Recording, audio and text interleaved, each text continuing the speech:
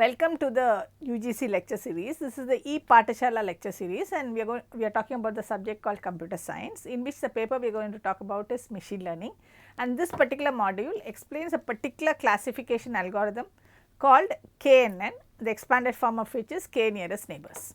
And these are the people responsible for the creation and construction of this module, and we will now talk about the learning objectives of this module. The learning objectives are to explain the concept and the methodology of the K-nearest neighbor algorithm, to discuss the issues in choosing a particular value of k, and we are going to illustrate K-nearest neighbor algorithm with examples, and then we are going to discuss the strengths and weaknesses and some of the applications of K-nearest neighbor. It is one of the very common algorithms that is used for classification, and so we are going to look at what are the applications also for this. And some of the keywords where we have are neighbor, non-parametric, distance measure and feature normalization. So, let us go in detail about one particular algorithm. We are going to go in detail into that algorithm, which is called the K-nearest neighbor. So, first let us introduce what we mean by K-nearest neighbor. We have already discussed the basic concepts of nearest neighbor in the previous module. Here we are talking about a particular algorithm. So, the K-nearest neighbor algorithm, called KNN for short, is a non-parametric method which is used for classification and regression. What is this non-parametric method? We are only using instances, we are not building a model. So, there is no parameters involved. We have discussed this in general for nearest neighbor, and we are talking about both classification and regression. We have already seen this in previous modules long back. Classification is to do with discrete values, while regression is supposed to do with continuous values.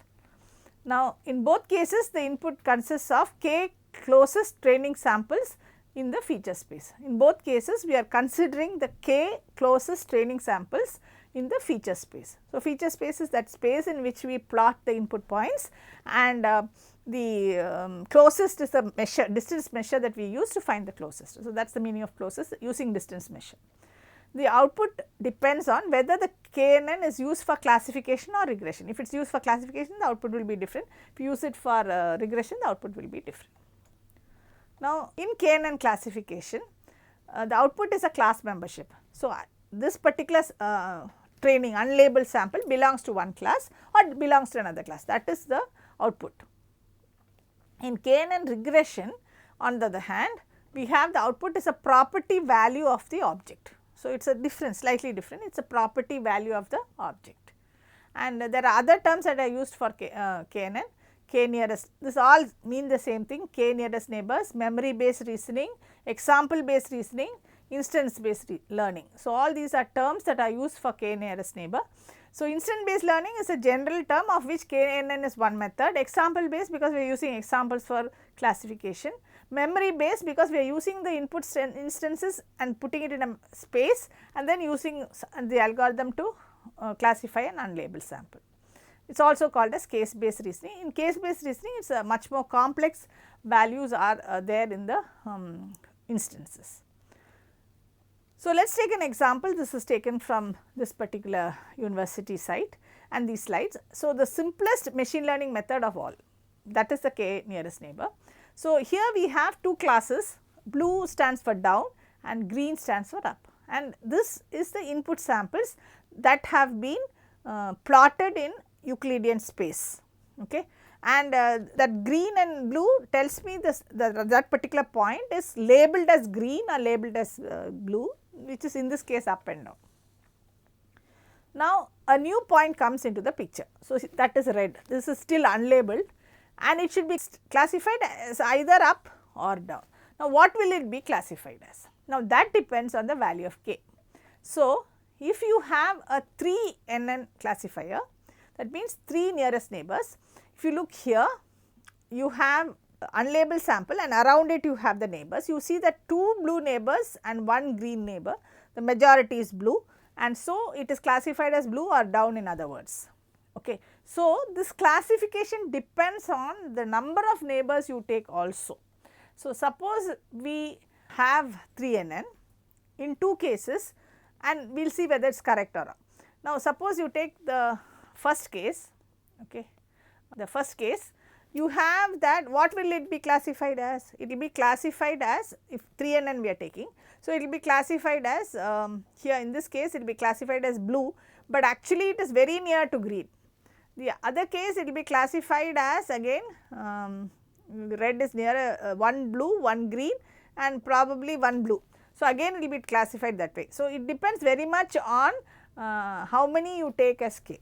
It will be an odd number obviously. So, 3 and 5 are typical values that is taken.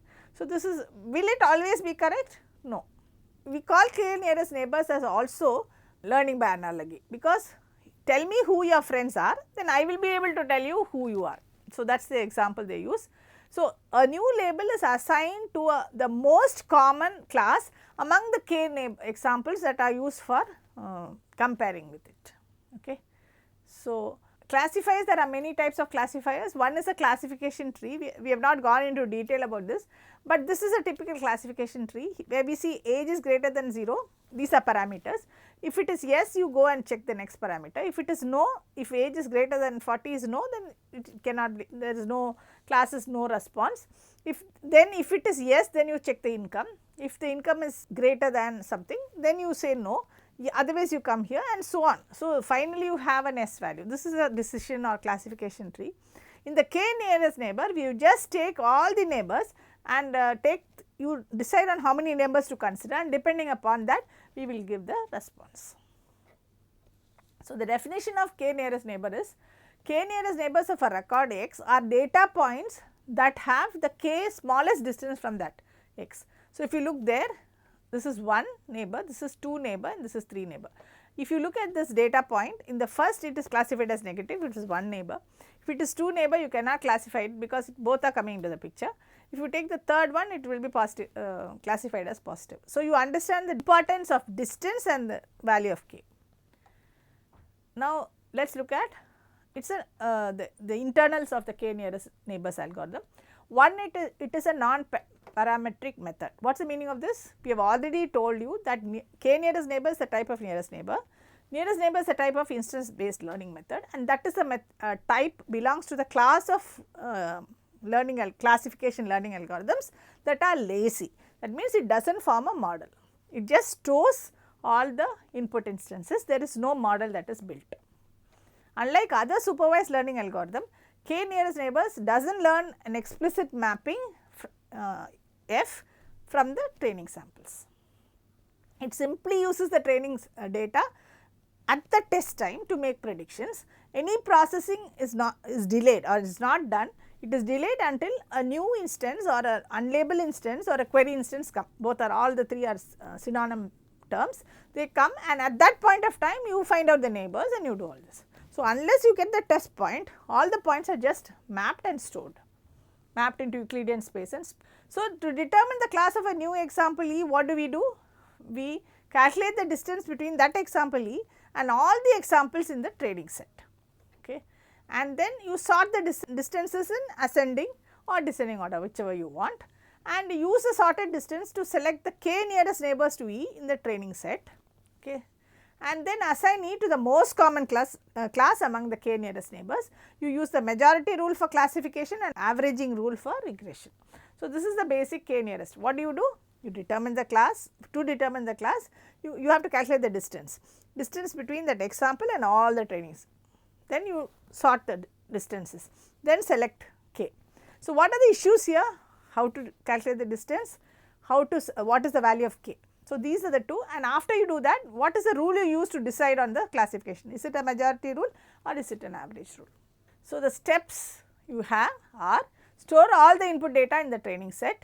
For each pattern in the test set, search for the k nearest pattern to the input pattern using an Euclidean distance measure. And for classification, compute the confidence of each class, that is the majority, Ci by k, where Ci is the number of patterns among the k nearest patterns belonging to the class I. So, that is what we did, majority rule. The classification of the input pattern is the class with the highest confidence factor. This is just we are putting the confidence here, majority rule is almost the same as that. Now, comes a question of how do we choose the value of k, because as you saw and all the examples we saw, depending on k, your prediction is either, we took Boolean examples, it is either this or that. No, that is not a good classification methodology. So, choosing this k is very, very important. So, how do we choose k? Often it is data dependent, or you use a heuristic method, or you can use cross validation. We looked at evaluation methods in the last module. You can have held out data, so that you are sure of the classification, or you can choose, normally you choose an odd value, so that you eliminate ties. You saw in the 1 or 2 slides back, we used 2n and we found that one was positive, one was negative. What do you what do you classify the new sample as? So, that is the problem. So, in general, a k too small or too big is also bad, that does not solve our problem. If you choose a small k, what happens? It creates too many small regions for each class, because every small k will form a region, and it will lead to non-smooth distance boundaries and sometimes overfit, because only exactly if it comes into that value you will get the class. If k is too small, it will be sensitive to noise points also. If it is a large k, what is the problem? It creates fewer regions, but you may miss some classes. It leads to smoother decision, so underfit, that is a problem here. If k is too large, neighborhood may include points from other classes also. So, that is the disadvantage. So, you have to choose an appropriate value of k. So, choosing k is a very important part of this algorithm. So, now let us look at the training parameters and typical settings that you have for this particular type of algorithm. So, the number of nearest neighbors is an important part, which we saw k. The number of the nearest neighbors k is based on cross validation over a number of k settings. So, you can keep on giving k's and testing the values and see which k gives you a good value. This will, since you have cross validation, you can use that to choose the value of k. Again, remember, in any classification, the sample test data set that you give should be a representative of the classes that you want to use, classify. Otherwise, this cross validation also will not work. Then when k is equal to 1, you have a good baseline method for to which benchmark to test against. A good rule of thumb numbers is k should be less than the square root of the total number of training patterns. So, that is one rule of thumb. It is not a given rule, but it is just a heuristic. Next, so that is the number of nearest neighbors, that is one of the issues. Next is the input compression. Since KNN is very storage intensive, compress data patterns as pre-processing step before classification. So, this can be done. So, otherwise all the data points you have to store. So, that but how do you compress? Because it may result in worst performance. So, the compression should be done in such a way that it goes along with the classification, which is again a pre-processing. Sometimes using compression can improve performance because it does some sort of automatic normalization of the data, but it can and it can equalize the effect of each input in the Euclidean distance measure, but that depends on the type of compression and the type of data also. Now, let us look at distance measures and feature normalization. So, the common distance metrics that are used are Euclidean distance is the very common method. The distance between any 2 points p and q is nothing but the square root of the summation of all the dimensions pi minus qi the whole square. So, this is the Euclidean measure. If you have 2, it will be x1 minus x2 the whole square plus and so on. So, the number of values in that summation will be the number of dimensions. Next is something called Hamming distance or overlap metric. What we do for this is we use an overlap metric to find out the Hamming distance. Next is you also use a Boolean metric sometimes. Okay.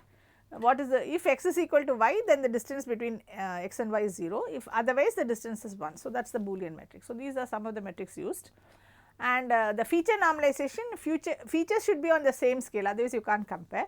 Example, if one feature has its values in millimeters and another feature has its values in centimeters, we will not get a appropriate dimension will be skewed towards the sum of one of the features, and so we will have to normalize. One way of doing it, this is to replace x by z, where z is nothing but the value of x minus the mean divided by the standard deviation. So, mu is the empirical mean of the mth feature, and this is the variance of the mth feature. Next is the distance weighted nearest neighbor. We have discussed this slightly in the last module. So, KNN can be refined by weighing the contribution of the k neighbors according to the distance to the query instance. giving greater weight to close neighbors. This is very important. So, what I am saying is I am having one particular instance and surrounding this I have k neighbors, KNN means k neighbors. Now, suppose the distance between this instance and the first neighbor, let us say k is 3 or 5. The first neighbor is say some x and the second neighbor is y and third neighbor and so on. Now, x is closer means that is given more weight and y is like that. So, you weigh the neighbor gets as much importance as it is closer to the input instance. So, that is another way they do distance weighted nearest neighbor. Now, let us see an example of 3 nearest neighbors. Here we have customers Shiva, Sweta, Raji, Bala, Kavita and Kumar, and we have their age, income, number of credit cards, and we are expecting a response to a questionnaire we are saying or a facility we are providing for these particular people. So, given these we want to find out what will be the response, or we want to classify or predict the response of, this is a prediction problem basically, we want to predict the response of Kumar. So, here we are assuming distance between neighbors, the features of the neighbors are represented as a set of numerical attributes, all are numerical, and here we have Shiva.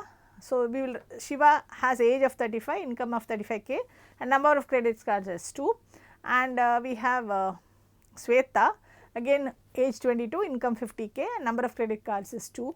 You see that the response of one person is no and the response of the other person is yes. Okay. Now, what we are trying to do is we are trying to find the distance between Shiva and Sweta. For that what we have to do, we have to have a closeness, we have to find what is, how do we define closeness. In this particular example, we are trying to find the Euclidean distance between these two samples. These are actually samples or data points in the Euclidean space if you visualize it like that. So, the Euclidean distance between any two data points x and y, x can be any number of dimensions n. But in this particular example, we are having only how many dimensions? 3 dimensions, age, income and number of credit cards and the response also. So, sometimes you will consider the response or you need not consider. Here we will take only the 3 attributes and we have the distance between Shiva and Sweta as square root of, this is we are following the Euclidean measure, the summation of square root of the summation of the first attribute 35 minus 22, second attribute 35 minus 50, the third attribute 3 minus 2. So, the distance between Shiva and Sweta is given as the square root of the values of these attributes. So, with this we will go into the next and we will see how we will find the distance of between the 3 neighbors. We will take 3 neighbors and we will see what value Kumar will get when we do the prediction. So, here the distance from Kumar is given here as this is a slightly varied example. So, here we have the values for each and we find that 3 values, that is 15.16, 15 and 15.74. These are the 3 nearest neighbors to Kumar. So, that is Shiva, Sweta and Kavita are the nearest to Kumar. So, that is what we find out from here. So, you can also do normalization. So, how do we do normalization? We take the maximum value, okay, and divide it. So, here in this particular example 63 is the maximum value. So, each of the values are divided by 63. The second one 200 is the maximum value, you divide each of the values by 200. So, maximum that 200 will have a value of 1 and then the next one you divide it by the maximum value which is 4. So, this is one way of doing normalization, simplest way, divide the actual value by the maximum value. So, the distance between neighbors could be dominated by some attributes with relatively large numbers. So, that is why for example, the highest income is 200. So, Kumar's income is normalized as 50 by 100 and Bala's is normalized as 170 by 200. So, what will happen is if we normalize we have but some of the attributes you cannot normalize, for example, married, how will you categorical attributes, how will you normalize, that is a little difficult by this method. So, what are the strengths of KNN? The strengths of KNN are simple to implement and use, comprehensible, very easy to explain how you did the prediction, how you did the classification. It is robust to noisy data because you are averaging the k nearest neighbors, okay. And there are some very appealing applications available. The cost of learning is almost 0 because we do not build a model. There are no assumptions, there are no characterization of the concepts and so on. Complex concepts can be learned by local approximation using simple, very simple procedures. Okay. So, what are the weaknesses? need a lot of space to store all the samples. As you get more and more samples, the better is your output. Takes more time to classify a new example than with a model. This is a typical disadvantage or weakness of lazy learning methods, which KNN is one. The model cannot be interpreted because you do not have any model to interpret. It is computationally expensive to find k-nearest neighbors when the data set is very large, because for everything you have to find the neighbors and then only you can find the k-nearest. Performance depends on the number of dimensions that we have. So, suppose you have 20, 30 dimensions, it is very difficult. So, one method you can do is you can do an attribute selection. KNN's disadvantage is that it uses all the instances to classify the new instances. This is obviously because it takes a new instance and compares it with all the instances that is available. So, that is one of major disadvantage of KNN. So, one of the solution to that is weigh the attributes differently. So, use cross validation to determine which should be weighed more and so on. So, this is one solution. The second solution is you eliminate the least relevant features. Again, you can use cross validation to determine which of the attributes you want to eliminate. That is also possible. Now, some of the other issues associated with KNN is the curse of dimensionality. The more dimension we have, you have to have more examples to reach a to approximate to a hypothesis. The number of examples that we have in a volume of space decreases exponentially with the number of dimensions. So, that is the problem. In each of the spaces, that hypothesis space we are talking about, as the number of dimensions increases, the number of examples that you need also increases if you want to have examples in each of the hypothesis space. So, this is especially bad for k-nearest neighbors method, this curse of dimensionality. If the number of dimensions is very high, the nearest neighbors, what we call as nearest neighbors, can be very, very far away. So, training this model also includes setting the parameters. So, the variable k, validation techniques can be used, cross validation can be used to find out what that value of k should be. The type of distance metric, as we already discussed, is very important. Euclidean measure is the common measure that is used, but there are others possible. This is the Euclidean measure which we have already seen. And some of the applications of KNN is very, very commonly used. So, we have to look at the applications. So, nearest neighbor based content retrieval is very common, handwritten content retrieval, video content retrieval. Graph based KNN is also very much used. For example, protein-protein interaction and 3D structure prediction in gene expression, that is used. Classification and interpretation, for example, legal, medical news, banking, credit. Banking is where credit rating. Problem solving also it is used in planning, in pronunciation, these are places where it is used. And function learning also it is used in dynamic control, teaching and aiding it is used in help desk, user training. Areas of application in all this in general we have looked at different places is bioinformatics, very commonly used is KNN. Image processing and data compression, KNN is used. Document retrieval, KNN is used. Computer vision is another place. Multimedia databases, marketing data analysis, all these places KNN is used. So, why is KNN used so largely? Because classification is very important in almost all these applications and data is available. You will see that it is used when data is available. At the same time, it is also used because it is a very simple algorithm to implement and also to understand. Why is it doing it like this? We can understand.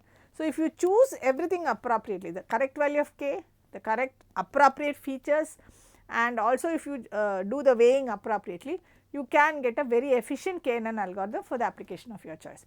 You look at the type of problems that it solves. One is graph based, one is nearest content retrieval, classification, problem solving, function learning, teaching and aiding. All these types of problems it is used. So, let us look at what we have covered in this module. We have explained the concept and outlined the algorithm of k-nearest neighbors. We have discussed the importance of choosing k. We looked at what a small k will do and what a large k will do. You have to choose the correct k. And we have also explained k-nearest neighbor using an example of some people along with their age and the number of credit cards and all. And we discussed the strengths and weaknesses of k-nearest neighbor. And we also ended up our module by listing some typical applications of k-nearest neighbor. It is a very, very extensively used algorithm for in machine learning for classification. Thank you.